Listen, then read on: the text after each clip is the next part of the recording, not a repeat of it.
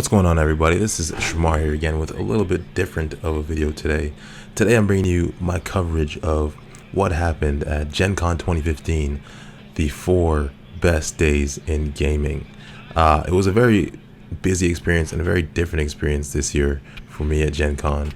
I spent a lot more time this year in the gaming hall playing card game tournaments, mainly Netrunner. I was fortunate enough to make the cut to top 16, but here is the haul on Wednesday when we went in to pick up our badges. As you can see, there's not many people here. It's kind of quiet. Everyone's kind of in a relaxed state as we went to go check out the cards at Card Hala, which is a awesome event where people donate money to, at the end, throw coins and knock down all these fantastic structures. By the end of it, this entire area is filled with card towers and structures and things like that, so it's really awesome. This is a shot of the main hall, and you can see all the people that are crammed in there trying to get into the main doors of the dealer hall, which is, I guess, the most important part of Gen Con, as you watch them all rushing in right here. It is an insane experience to be down there, and we were lucky enough this year to actually be at the very front of that line on Thursday, which is when the most hype is. So this is us on Thursday morning in our line. We discussed for 2 days how we're going to make our way to FFG's booth to grab all of the newly announced stuff for the day. So we had our plan. We knew exactly what route we were going to take as they opened the doors and let us in, and specifically told us that we are not allowed to run.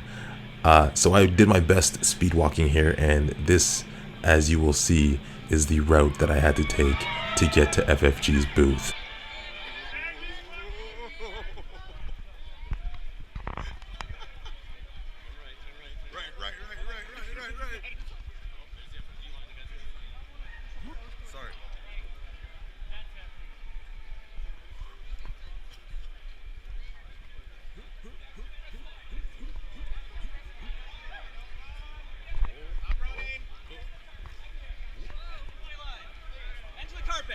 And so for those familiar, we made it to pretty much the perfect spot. We were right around the bend from getting in. Everyone after me had to line up on the other side of that hallway. The line went back about two rows, wrapped to the right, and then almost made a full circle back to the start of the opening of FFG's booth. A massive line.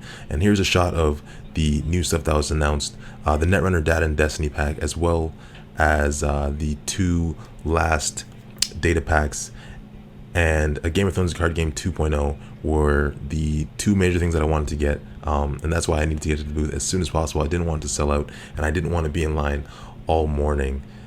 So there were a lot of stuff. FFG's booth is probably the most visited one of all, and here we are inside the booth, and I just felt like, and I think collectively we felt like little kids on Christmas Day, because you see all the products, everything's wrapped and so neatly packaged and placed, and you just wish that you had the money to buy everything and the time to play it all too.